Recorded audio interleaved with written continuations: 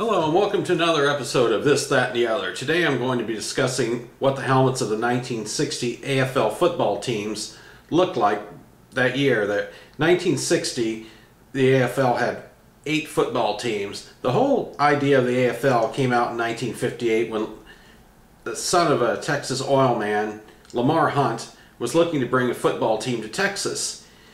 He negotiated with the Chicago Cardinals, Bidwell family, about purchasing the Chicago Cardinals, and so did a few other millionaires, and nothing transpired from it. So on the plane flight back, Lamar Hunt started thinking about how maybe he could get another football league started, and he talked to a couple of his other millionaires that were negotiating with the Bidwell family about getting another football league started.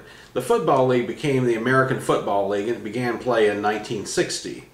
It consisted of 8 teams. The Denver Broncos were owned by Bob Halsam in the first year, and Cal Kunz became the owner the next year. The Patriots were owned by a group of men headed by Billy Sullivan. The Chargers were owned by Baron Hilton, Paris Hilton's grandfather. The New York Titans were owned by Harry Wismer until 1962, and he sold the team to Sonny Werblin and 5 other men, including Leon Hess, the CEO of Hess Gas Stations, and they changed the name to the New York Jets. The Bills were owned by Ralph Wilson, a co-owner of the Detroit Lions. He was from Michigan. The Oilers were owned by Texas oil millionaire Bud Adams. The Dallas Texans were owned by Lamar Hunt. In 1963, he changed the name to the Kansas City Chiefs. And in 1960, when the NFL had gotten word that this AFL was being formed and they were going to put a team in Texas, well, the NFL didn't want the AFL to be the only league that had a Texas team, so they came up with the expansion team, the Dallas Cowboys. As a matter of fact, the Minnesota Vikings were going to be a part of the AFL, owned by Max Winter, but NFL had approached him and he decided to come up to be a part of the NFL instead, and the Minnesota Vikings were an expansion team in 1961. One more team was the Oakland Raiders, and they were owned by Wayne Valley and a group of 10 other owners. Now, 1960, the helmets looked different from what they look like today. Some of the helmets did not have logos, so I'm going to show all 8 of the various teams. The Patriots were originally in Boston, called the Boston Patriots. A few years later, they were changed to New England Patriots. But here's what the Patriots helmet looked like in 1960. It had a Patriot hat and the number on the helmet with a red stripe across the top. This is the other side of the helmet. And the Buffalo Bills was a silver helmet with, it's been rumored the numbers were either black or blue. The concept of why the Bills had a helmet like that was that the owner, Ralph Wilson, was from Michigan, and he had wanted to acquire the Detroit Lions, and he wanted to make the helmet look as close to what the Detroit Lions helmet looked like. That's the story on that one. The next one's the Dallas Texans. It looks similar to the Kansas City Chiefs, same color, just has the Texas logo on it. No stripes across the top. Here's the other side of it. But that's what it looked like until 1963 when they moved to Kansas City and became the Chiefs. Denver Broncos, interesting helmet. Their helmet was brown with a white stripe. Here's the brown helmet, the number on it. Other side, white stripe across the top.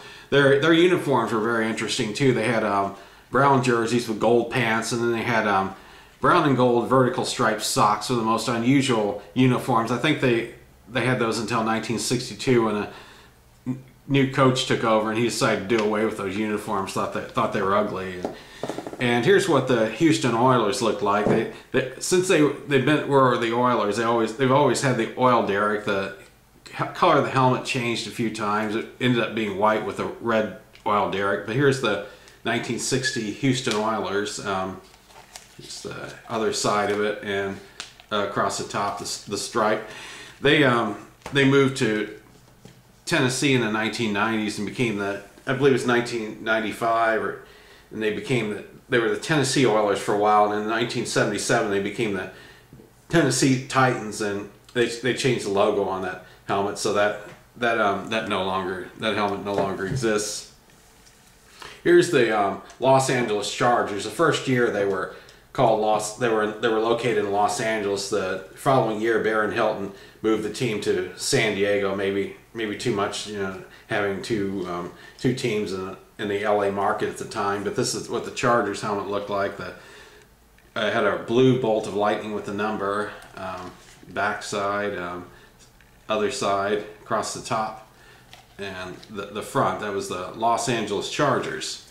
Okay, the New York Titans had a dark blue helmet with a gold stripe across the middle. They were called the Titans until 1963, when Harry Wismer was going bankrupt, and he sold the team to that five-man group that I told you about, and they changed the name to the New York Jets, and they changed the color to a white helmet with a...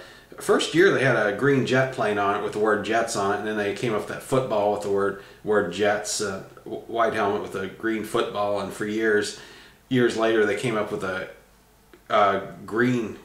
Kelly green helmet with the word Jets on it, and then Bill Parcells, when he took over, changed it back to what it had looked like before, the white helmet with the green football. But here's the New York Titans. It was a dark blue color, and you see the gold stripe, the front part, the other side, the back.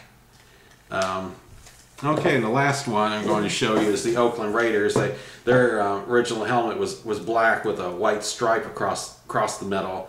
From what I've heard, in 1963, Al Davis was the one that came up with the silver helmet and put the logo of the guy with the eye patch. But this is the 1960 Oakland Raiders. The front part of the helmet, here's the black side, back, other side, and then the top. That was the Oakland Raiders. The AFL consisted of those 8 football teams until 1966. They expanded and they brought in the Miami Dolphins, which was owned by Joe Robbie. And then 1968 they put in another expansion team. There was the Cincinnati Bengals, and that was owned by Paul Brown and his family. He had been ousted from the Cleveland Browns. As a matter of fact, the Cleveland Browns were named after him because he had previously been the coach of the Ohio State Buckeyes, and he was a very well known name in Cleveland. And I know Art Modell, for some reason, something happened, and Art Modell let him go after he had acquired the Browns, and Paul Brown started the Cincinnati Bengals, and the Bengals had that orange helmet, had the word Bengals on it for years until I believe 1982 they came with that helmet with multiple stripes on it. And that's what the helmets look like in the AFL. The AFL existed between 1960 and 1970. In 1970 they merged with the AFL, and they had a conference, the National Football Conference and then the American Football Conference, and 3 teams from the NFL went to the American Football Conference. The Cleveland Browns, the Pittsburgh Steelers, and Baltimore Colts all moved over to that side, and that's how it was set up in 1970.